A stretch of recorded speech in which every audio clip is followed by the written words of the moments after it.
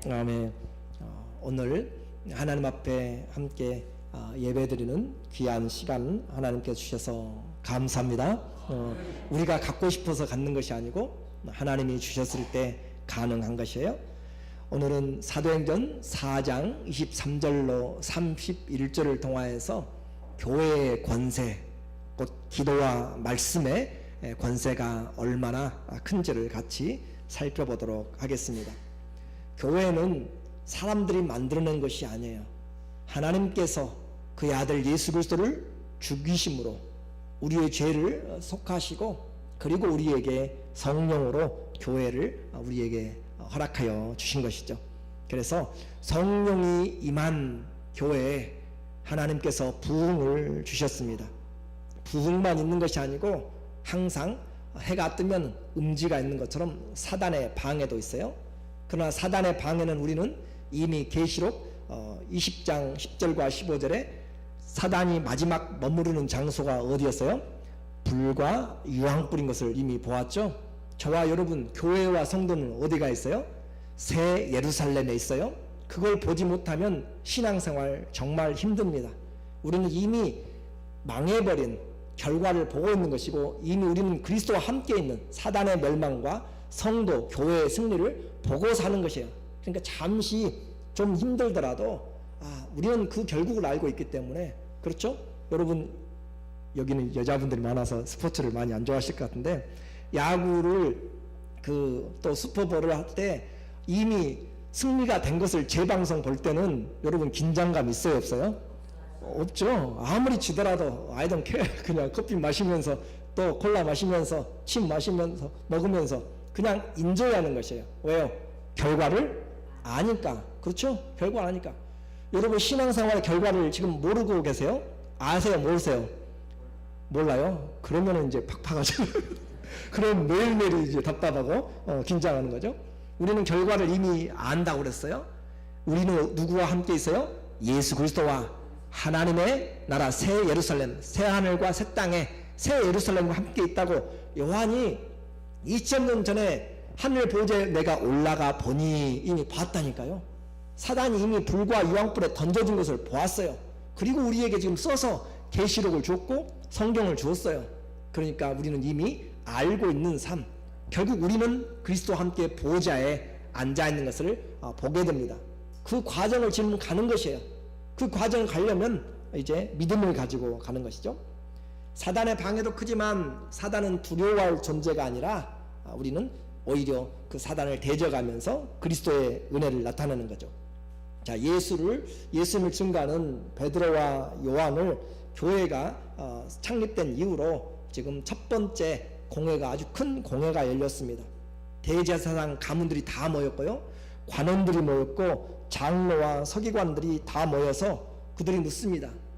네가 무슨 권세로 누구 이름으로 이렇게 기적을 행하느냐라고 그렇게 물을 때, 베드로가 성령이 충만하여서 너희가 죽인 나사렛 예수 그리스도 이름으로 이 사람이 일어나 걸었다라고 그렇게 이야기를 합니다. 뿐만 아니라 너희가 죽였다라고 이야기하면서 그들에게 누가 죄인인지, 지금 베드로를 신문하려고 공회가 모였고 재판정이 열렸는데 베드로는 거꾸로 너희가 그를 예수님을 죽였다라고 그렇게 이야기할 뿐만 아니라 천하 인간의 구원을 얻을 만한 다른 이름을 우리에게 준 적이 없다. 사도행전 4장 12절에 우리에게 이야기합니다. 다른 이로서는 구원을 얻을 수 없나니 천하 인간의 구원을 얻을 만한 다른 이름을 우리에게 준 적이 있어요? 없어요? 잘 안 들려요. 있어요? 없어요? 이것은 기독교의 생명입니다. 기독교가 존재하는 이유입니다.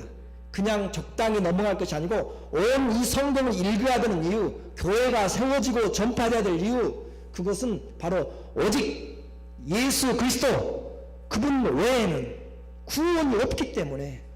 다른 곳에도 구원이 있다면 우리가 왜 그렇게 마음을 쓰고 시간을 들이고 그렇게, 주님이 오늘도 우리가 예배 앞서서 부르심에 들었잖아요. 너는 마음을 다하고 힘을 다하고 성품을 다하고 뜻을 다해서 내 하나님을 사랑하라고. 왜요? 구원이 그 하나님이신 보좌에 앉으신 예수 그리스도밖에 구원의 길이 없기 때문에 우리는 그 말씀을 듣게 되는 것이죠. 이 한마디가 기독교의 존재와 생명을 우리에게 전달해 준다라고 했습니다. 온 천하가 다 들고 일어난다 할지라도 모든 지식과 과학이 발전하여서 사람이 몇백 년을 살 수도 있어요. 그렇게 산다 할지라도 또 모든 현자들이 다 반대를 하고 구원의 길이 다른 데 있다라고 그렇게 외친다 할지라도 또 적그리스도가 나타나서 핍박이 강해지고 그 어떤 반대를 한다 할지라도 하나님의 말씀 오직 예수 그 외에는 구원이 없다는 이 말씀을 우리는 기억해야 될 줄로 믿습니다. 이 진리는 바꿀 수도 없고 바꿔서도 안 되는 것이죠. 왜냐하면 하나님이 우리에게 주신 것이기 때문에 예수님이 곧 길이요 진리요 생명이다 라고 그렇게 말씀하셨습니다. 그래서 여러분의 일평생에 예수 그리스도의 이 유일한 구원론에 관한 부분은 흔들리지도 말고 누가 뭐라고 하든지 재림 예수가 왔든지 여러분 눈앞에서 보았든지 그 예수 그리스도 외에는 다른 사람들이 아무리 예수라고 하고 무엇을 하든지 흔들리지 마시고 예수 그리스도 그분으로 승리하시기를 주의 이름으로 축원합니다. 아멘. 그렇다면 이제 저와 여러분이 구원이 오직 예수님인 것을 알았다면 그러면 오늘 우리는 그분을 어떻게 사랑하고 있는가? 여러분 그분을 얼마나 사랑하고 계세요? 오직 예수님밖에 천하 인간의 구원을 돈으로도 못 가요. 그렇죠? 우리 복음성가도 그렇죠? 믿음으로 가는 나라잖아요. 돈으로도 못 가고 지식으로도 못 가고 건강으로도 못 가고 과학으로도 못 가고 아무 것으로도 못 가요. 하나님의 나라는 오직 믿음으로만 가는데 그렇다면 그 믿음의 주이신 예수님을 얼마만큼 사랑하고 있는가? 사랑한다면 말로만 하지 말고 그분과 어떤 관계를 유지하고 내 사랑이 어떻게 표현하고 있는지 그 사랑이 어떻게 표현하는지 여러분이 주님 앞에 사랑의 고백들이 있어야 그 증거를 하는 것이잖아요. 말로는 우리가 얼마든지 사랑할 수 있어요. 그래서 요한일서 3장 18절에도 형제들아 말과 혀로만 사랑하지 말고 오직 행함과 진실함으로 하자라고 그렇게 이야기를 해요. 그래서 오직 예수님을 여러분이 그 주로 생각한다면 그 증거가 있는가? 제가 아니라 성령께서 오늘 우리에게 말씀하는 거죠. 내 입으로 그 주님을 얼마만큼 찬양하고 내 입술로 얼마나 그분을 증거하려고 내 안에서 꿈틀거리고 있고 살아있고 성령께서 나가자고 증거하라고 그렇게 하시는지 하루 종일을 살고 일주일을 살아도 성령께서 내 안에서 움직이지 않고 말씀하지 않고 잠잠하고 침묵하고 계신다면 우리의 삶에 오직 예수님이 내 모든 것 되었다라고 최소한 애기만 배워도 2, 3개월 지나가고 3, 4개월 지나가면 그 안에서 애가 꿈틀거리며 부모가 그 애 때문에 모든 신경을 쓰는데 만왕의 왕 되시고 만주의 주가 되신 주님이 우리의 안에서 주가 되셨다라고 그렇게 이야기를 하고 우리도 그렇게 예수님 외에는 구원 없다고 이야기하는데 내 안에 삶이 변하지 않는다면 부모가 임신하고도 엄마가 임신하고도 생활이 바꿔지지 않고 계속 술 담배를 먹고 자기 마음대로 하고 싶은 거 다 하고 여행 다 하고 먹을 약 다 먹고 마음대로 한다면 그건 제대로 된 것이 아니잖아요. 예수님이 오직 그분이라고 생각한다면 삶이 변하지 않는 것은 거짓말이죠. 우리 신앙 거짓말이잖아요. 오늘 우리는 예수님 앞에서 그냥 좋은 그런 메시지가 아니라 주의 말씀을 들어야 되는 것이고 주의 말씀이 오늘 이 본문에 그렇게 이야기를 합니다. 재판이 열렸어요. 성령의 충만한 베드로가 그 말에 사람들이 지금 너무 놀라고 있습니다. 공회의원들이 할 말을 잃어버렸어요. 말로 주고 뭘로 받아요? 대로 받아버렸어. 지금 이 예수 그리스도 이름으로 말도 하지 말고 전하지도 말라고 이야기했는데 너희가 바로 그를 죽였다라고 이야기하고 천하 인간의 구원을 줄 만한 이름을 얻을 만한 이름을 예수 외에 준 적이 없다라고 그렇게 이야기하는 통에 부인할 수도 없고 그 많은 사람들 앞에서 어떻게 할 말을 잃어버렸어요. 이렇게 이야기하면 대제사장과 국회의원들이잖아요. 그때 그 사람들이 이야기하면 최고의 재판정, 오늘날로 이야기하면 스프링코트잖아요. 대법원에서 결정을 내렸으면 그들이 벌벌 떨면서 버벅거리고 변명도 제대로 못하고 그냥 찍소리 못하고 조용히 분위기가 끝날 줄 알았는데 그런 분위기가 아니라 오히려 그 배심원들, 재판관들을 너희가 죽였다라고 그렇게 이야기하는 그 사도들의 말에 이 사람들은 정말 깜짝 놀랄 수밖에 없었던 것이죠. 어떻게 할 방법이 없었습니다. 그래서 사도들을 공회장 밖으로 내보냈어요. 자기들끼리 이제 의논하기 시작해요. 우리가 어떻게 해야 될 것이냐. 기적은 일어났고 그리고 그 이름이 그에게 나타났다라고 그렇게 이야기하는데 어떻게 해야 될 것이냐. 그러면서 그들에서 뾰족한 수가 없기 때문에 어떻든지 우리는 예수님의 이름을 덮어야 된다. 예수 이름 덮자라고 해서 우격다짐으로 결론을 내리고 나서 베드로를 불러드립니다. 4장 17절의 내용이죠. 이것이 민간에 더 퍼지지 못하게 저희를 위협하여서 이후에는 이 이름으로 아무 사람에게도 말하지 말게 하자 하고 대법원에서 결정이 내렸어요. 대법원에서 결정 내리니까 대통령도 탄핵이 되더라고요. 그렇죠? 대법원에서 그렇게 하니까 돼요.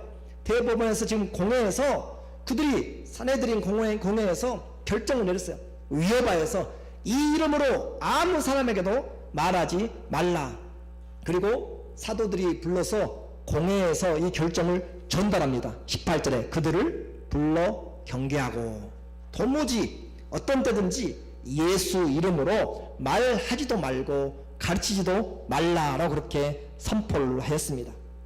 이스라엘 가장 큰 공회에서 결정이 된 것이죠. 예수의 이름으로 말하지도 말고 가르치지도 말라. 한마디로 뭘 한 거예요? 사도들의 입을 막아버린 것이고 사도들의 입만이 아니라 교회의 입을 막아버린 것이죠. 그 결정이 내려졌습니다. 공적으로 말하면 사형 선고를 내린 것과 같은 것이죠.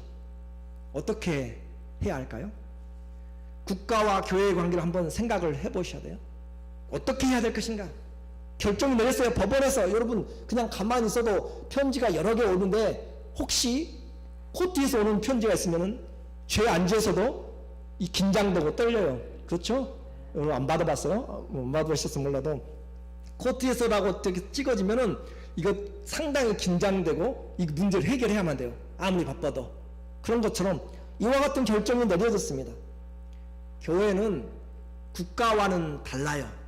그런데도 불구하고 국가와 사회 안에 존재하고 있습니다. 그렇죠? 우리가 지구를 떠나서 지금 존재하는 것이 아니고 이 미국 땅에 또는 한국 땅에 각 지역의 로컬에 교회가 로컬 처치가 다 세워져 있는 것이에요.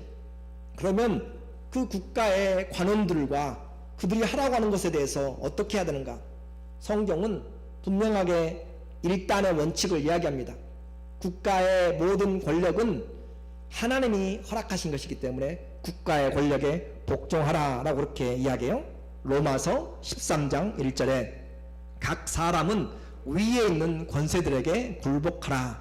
권세는 하나님께로 나지 않음이 없나니 모든 권세 authority는 다 하나님의 정하신 바라.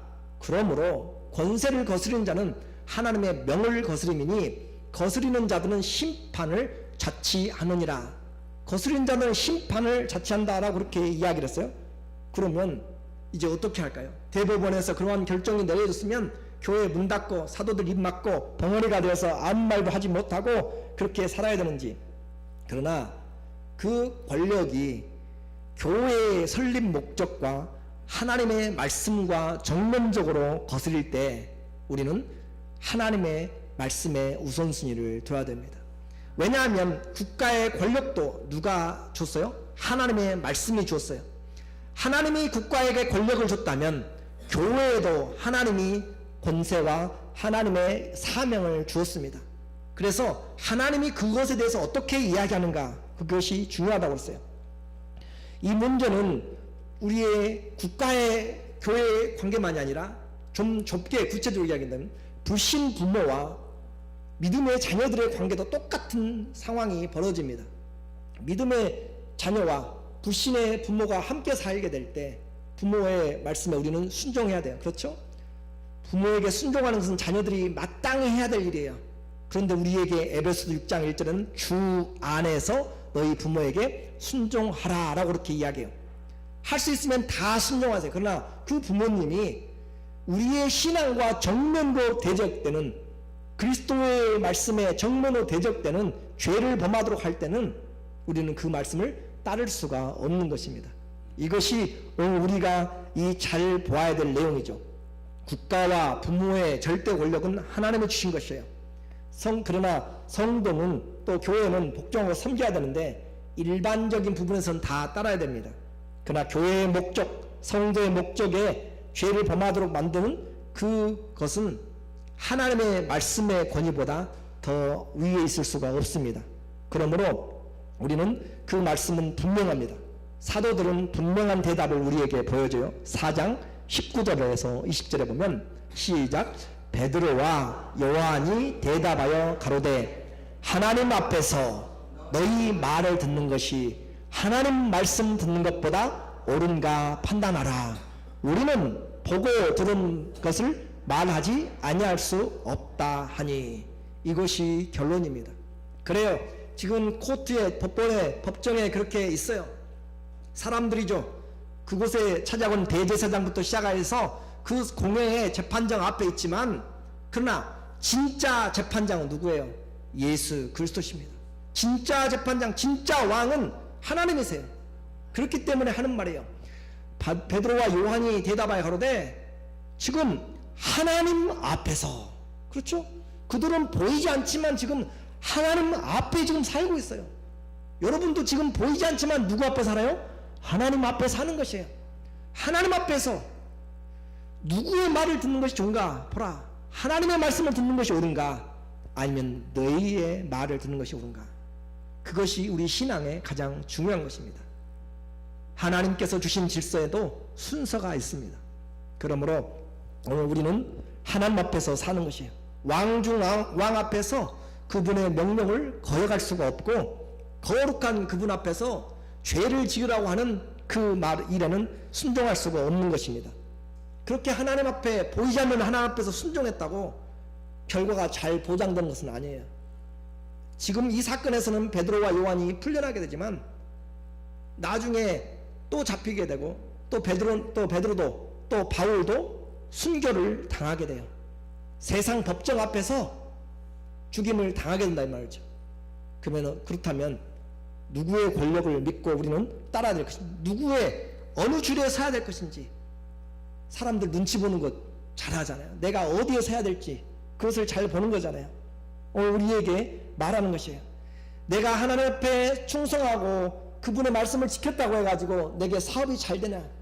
그렇지 않을 수도 있고요. 건강하냐? 그렇지 않을 수도 있고요. 잘 풀리냐? 그렇지 않을 수도 있어요. 갇힐 수도 있고, 오히려 오해될 수도 있고, 잃어버릴 수도 있습니다. 세상 권력이 지금 더 가까워요.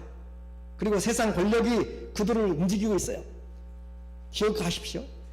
우리의 목숨을 취할 수 있는 권세가 있는 자가 있습니다. 사단도 여러분의 목숨을 취할 수가 있어요. 그것을 그리스도인들이 놓쳐서는 안 돼요.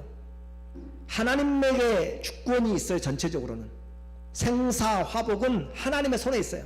그런데 하나님의 손 안에서 허락받은 사단의 권세가 있습니다. 죄를 짓는 자마다 누구에게 속하나니?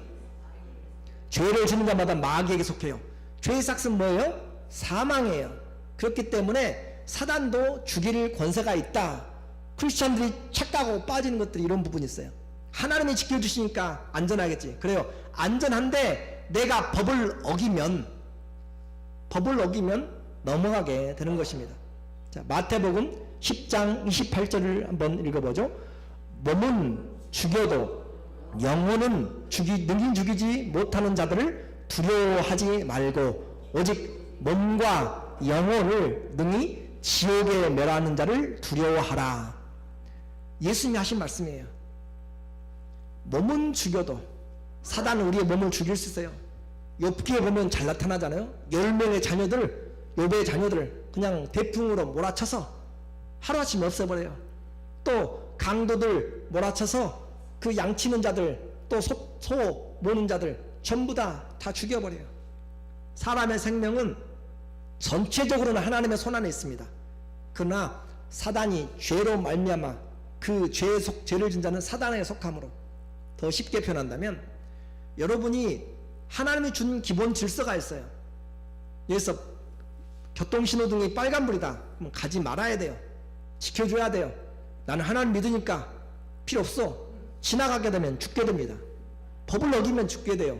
하나님의 법을 어기게 되면 그와 같이 항상 우리는 자동적으로 사단의 공격을 받을 수밖에 없어요. 그러니까 여러분이 죄를 지으면서 하나님 나 지켜주세요 지켜주세요 하는 것은 우리는 하나님과 마귀의 사이에서 경계선에서 왔다 갔다 하는 거예요. 경계선에서.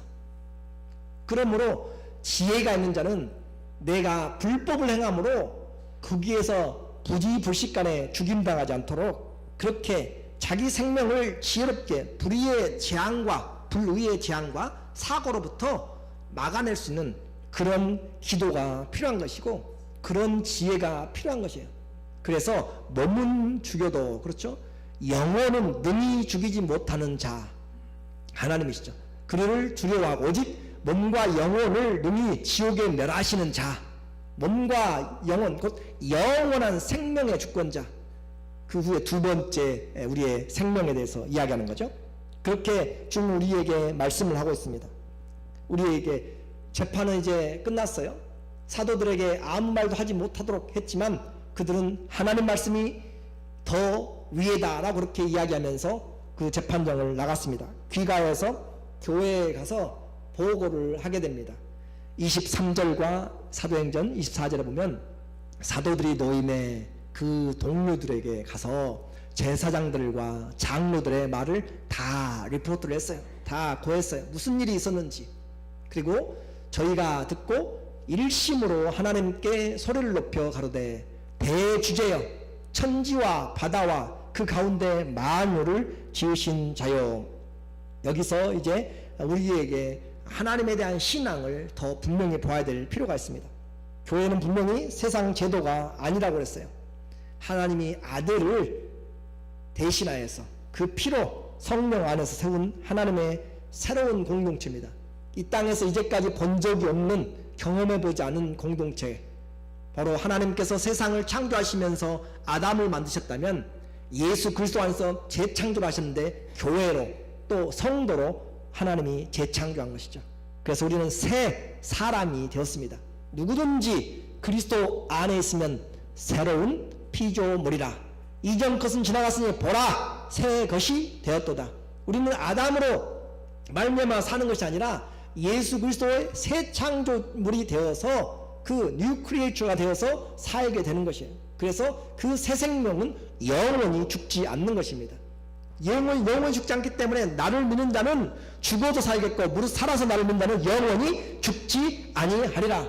그 새로운 창조된 그 하나님의 생명을 가진 그 사람들은 영원히 사는데 그 영원히 사는 그것을 바로 영생이다 라고 하는 거죠. 잠깐 이 육체의 죽음은 우리가 당하는 것이지만, 그래서 우리가 믿는 새로운 그 질서 그리고 그 하나님은 어떤 분이신가 말씀하잖아요. 대주제여 천지와 바다와 그 가운데 만유를 지으신 이시여. 하나님 가볍게 생각하지 마세요. 하나님 너무너무 대단하신 분입니다. 천지와 바다와 그 가운데는 모든 만물을 만들어냈어요. 여러분이 오늘부터 열심히 공부하시고 해가지고 좀 여러분 말 잘 듣는 로봇이나 뭐든지 하나 살아있는 거, 그냥 죽어있는 거 말고 살아있는 거 한번 만들어 보세요. 혼자 먹기도 하고 말도 하고 혼자 할 수 있는 살아있는 거 한번 만들어 보세요. 그것이 얼마나 어려운지. 모든 만물을 하나님이 다 지으셨습니다. 그래서 하나님이 그렇게 모든 만물을 지었기 때문에 세상에 모여서 군왕들이 왕들이 모여서 관원들이 모여서 대적하여도 절대 하나님의 말씀을 승리할 수가 없습니다. 성령이 증거하고 있죠. 25절과 26절에 보면 또 주의 종 천지를 만드신 주님께서 하신 말씀이에요. 또 주의 종 우리 조상 다윗의 입을 의탁하사 성령으로 말씀하시기를 시작. 어찌하여 열방이 분노하고 족속들이 허사를 경영하는고. 세상의 군왕들이 나서며 관원들이 함께 모여 주와 그 그리스도를 대적하도다 하신 이로소이다. 하나님이 미리 말씀하세요. 다윗의 입을 통하여서 시편 2편에 나오는 거죠. 어째서 열방들이 온 세계의 나라들 지금 한 230여 개 되잖아요. 등록된 유엔에 가입된 것까지 하면 248개 정도가 되는데, 그 수많은 나라들 열강들이 모여서 분노하고, 족속들이, 그 트라이브들은 어마어마하게 많잖아요. 그래서 그 많은 사람들이 허사를 경영하는, 헛된 일을 경영하는 거죠. 뭘로 하려고 그래요? 그리스도를 대적하려고. 세상의 왕들이 나서고 관원들이 함께, 기업인들이, 정치인들이 다 모여서 주와 그 그리스도를 대적한다 라고 그렇게 써놓고 있어요. 그래서 그때 당시에 세상의 권세였던 로마죠, 유대인들, 그 사람들이 다 함께 모여서 주와 그리스도를 대적해요. 그러나 세상의 권세는 절대 하나님의 권세를 이기지 못합니다. 교회의 권세도 세상의 어떤 권세도 이기지 못합니다. 마태복음 16장 18절에 내가 너게 이르노니 너는 베드로라. 내가 이 반석 위에 내 교회를 세우리니 음부의 권세가 이기지 못하리라. 음부의 권세, 사단의 권세죠. 어둠의 권세죠. 음부의 권세가 이기지 못하리라. 곧 죽음의 권세가 이기지 못하리라. 생명은, 하나님께로부터 나온 생명은 죽음이 더 이상 간섭할 수가 없습니다. 사망아 너의 쏘는 것이 어디가 있느냐? 생명에게 삼킨 바 되었다. 그러므로 우리에게 이 반석 위에 교회를 세우리니, 교회는 음부의 권세가, 사단의 권세가 이겨낼 수가 없어요. 왜냐하면 그 터전이 그리스도이기 때문에. 그래서 이 반석이 뭐냐? 이 반석은 베드로가 아니고 이 반석은 누구라고요? 그리스도를 이야기합니다. 그리스도를 이야기하는 것이에요.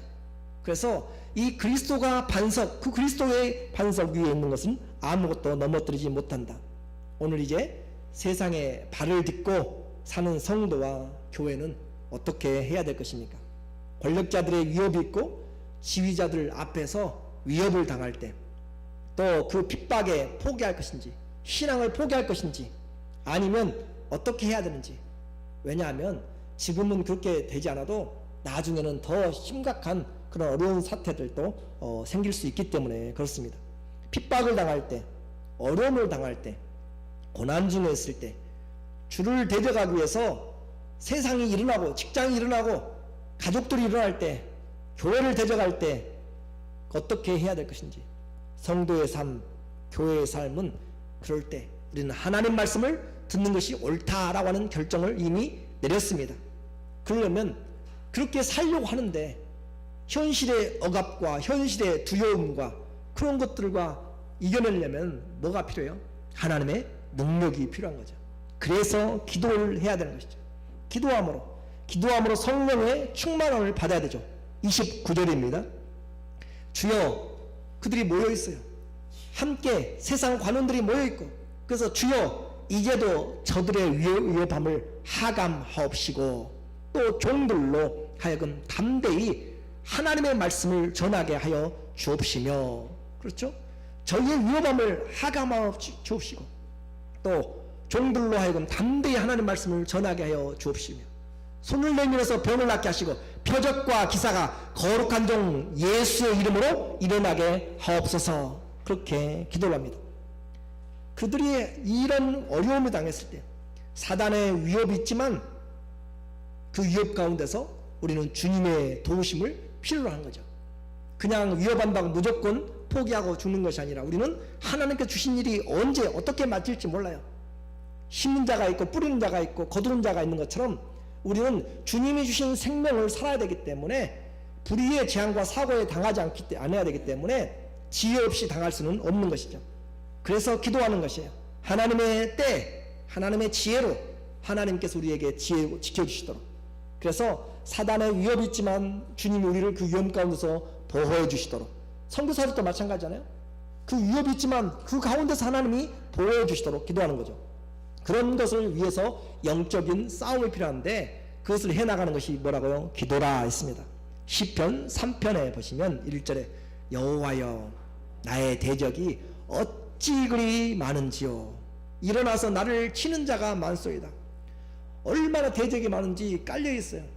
나를 치는 자들이 많아서 숨을 데가 없습니다. 그런데 3절에 뭐라고 이야기해요? 그러나 여호와는 나의 방패요, 주는 나의 영광이요, 주는 나의 머리를, 내 머리를 높여주시는 자입니다 라고 그렇게 고백을 합니다. 어둠 가운데 있을 때에도, 어디에 있을 때에도, 바다 가운데 있을 때에도, 물고기 뱃속에 있을 때에도 하나님은 함께 하십니다. 그러므로 그 하나님 앞에 기도하는 것이에요. 주님이 나의 방패시고 주님이 나의 영광이시고 내 머리를 드시는 자입니다. 내가 나의 목소리로 뭐하리니? 여호와께 부르짖으리니, 기도하리니 그 성산에서 응답하신도다. 그래요. 하나님이 우리의 왕이시면 우리는 그 아버지께 도움을 요청해야 됩니다. 그 하나님께 기도하고 부르짖어서 기도할 때 주님이 응답하신도다. 그래서 응답받으니까 어떻게 돼요? 6절 시작. 천만인이 나를 둘러치려 하여도 나는 두려워 아니하려다. 할렐루야. 10,000,000명이 둘러서 나를 치려고 모였어도 그들이 아무리 계획을 세우고 무슨 공성들을 가지고 또 토성을 쌓고 해도 하나님이 나를 보호하시면 그 하나님의 손을 생명싸개라고 해요. 하나님이 생명싸개 안에서 우리를 지켜주시면 우리는 아무런 해를 입지 않는다라고 하는 것이죠. 10,000,000명이 둘러설지라도 10,000,000명이 사람이라 또는 경제적이라 질병이나 어떤 환경이라 할지라도 여러분을 우겨싼다 할지라도 사망의 숲이 여러분을 우겨싼다 할지라도 내 하나님을 의지하면 나는 그곳에서 주는 나의 방패시오, 나의 산성이시오, 나의 피할 바위시오, 나의 구원의 뿌리시오, 나의 영광이시며 나의 거룩한 요새시다, 피할 요새시다. 그 하나님을 경험하시기를 주의 이름으로 축원합니다. 그렇게 하나님을 구할 때 그들이 구하는 이유가 뭐였어? 말씀을 전하게 하옵시고, 그렇죠? 말씀을 전하게 하옵시고 저희 위협함을 하감하옵시며 또 종들로 담대히 주의 말씀을 전하게 하옵시고. 위험을 하감할 필요가 왜 있어요? 내가 질병을 나서야 될 필요가 왜 있고 내가 지금 이 위기를 벗어날 이유가 왜 있어요? 좀 한번 일어나 가지고 멋지게 한번 인조이하고 한번 나가서 한번 뽀대를 한번 내보고 그렇게 하려고요? 그게 아니잖아요. 위험함을 하감없는 이유는 내가 나서야 되고 내가 이 위기에서 일어나야 되고 경제적인 위기에서 영적인 위기에서 디프레션에서 일어나야 되는 것은 예수 그리스도의 이 말씀을 증거하기 위하여서입니다. 우리는 목적을 분명히 하셔야 돼요. 우리 잘 먹고 잘 살라고 주님 앞에 기도하는 그것은 유치원들이 생에서 하는 것이고, 하나님을 안다라고 하는 것은 하나님의 말씀을 증거하기 위해서 내게 지혜가 필요한 것이고, 말씀을 증거하기 위해서 내게 능력이 필요한 것이고, 말씀을 증거하기 위해서 내게 돈도 필요하고요, 말씀을 증거하기 위해서 내게 건강도 필요하고 지혜도 능력도 다 필요하다라고 하는 거죠. 오늘 우리에게 목표는 분명합니다. 주 예수의 이름으로 표적과 기사가 나타나는 이유는 그리스도를 증거하기 위해서. 기도하는 목적은 단순히 위험을 피하기 위한 것이 아니에요. 기도하는 목적은 질병을 낫고 응답받는 것이 아니라 주의 말씀을 전하고 응답받는 것. 그만큼 우리는 그의 말씀을 증거하는 것이 필요합니다. 그러므로 오늘 우리가 주의 말씀을 전하든지 주의 말씀을 듣든지 우리에게 뭐가 필요한가? 성령 안에서 기도가 필요한 것이에요. 그냥 와서 잠깐 듣다가 가는 것이 아니라 말씀을 전하기 위해서, 말씀을 듣기 위해서 베드로가 그랬잖아요. 저희의 위협함을 하감하시며 또 종들로 담대히 입을 열어서 예수 그리스도 이름 말씀을 증거하게 하옵소서. 말씀을 증거하기 위해서 성령의 충만한 기도가 필요해요. 말씀을 전하고 듣기 위해서 뭐가 필요하다고요?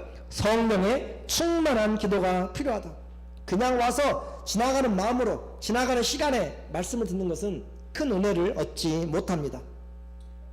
말씀의 터전은 기도 위에 세워져야 돼요. 말씀이 잘 듣고 여러분이 은혜를 많이 받느냐 못 받느냐도 무엇에 달려있어요? 여러분이 얼마나 성령 안에서 기도를 했느냐에 따라서 은혜가 여러분이 받는 것이 달라집니다. 전하는 자도 마찬가지예요. 제가 어떻게 주의 뜻대로 하려고 하는가, 하나님 앞에 기도하는 것이에요. 예수님도 그랬어요. 마가복음 1장 35절에 새벽 미명부터 주님이 일어나서 나가세요. 새벽 미명에 예수께서 일어나서 한가한 곳으로, 한적한 곳으로 가사 거기서 뭐 하시더니? 기도하시더니 그를 찾아온 사람들이 많다고 이야기하는 베드로에게 가자, 우리가 다른 마을에서도 전도해야 할 것이다. 손님 접대하는 것이 아니라 가자, 다른 곳에서 예수님을 말씀을 전해야 된다. 한적한 곳. 주님도 말씀을 전하기 전에 기도의 필요성을 느꼈습니다. 우리도 듣는 자도 마찬가지예요. 듣는 자도 말씀에 기도의 필요성이 있는 것이에요. 예수님만 했어요. 사도 바울도 감옥에 있지만 거기서도 모여서 시위대 뜰 안에서 예수님을 증거하잖아요. 그래서 말씀을 증거할 때 도움이 필요한 것이에요. 무슨 도움이요? 기도의 동역이 필요한 것이에요.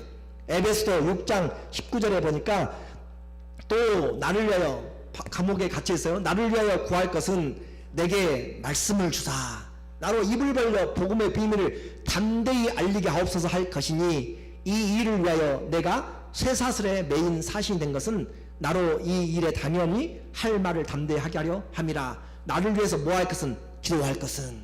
사도 바울에게 감옥에 갇혀있는 옥발하지 않은 것이 아니라 그보다도 그것도 하겠지만 정말 기도해야 될 것은 입을 열어서 말씀을 받게 하시고 말씀을 전하도록 하나님 앞에 성령의 기도로 함께 동역해야 그 말씀이 듣는 자들의 심령에 성령으로 들려지게 되고 그들이 역사하게 된다. 오늘 설교는, 오늘 우리의 예배는, 우리의 기도는 영적인 전쟁입니다.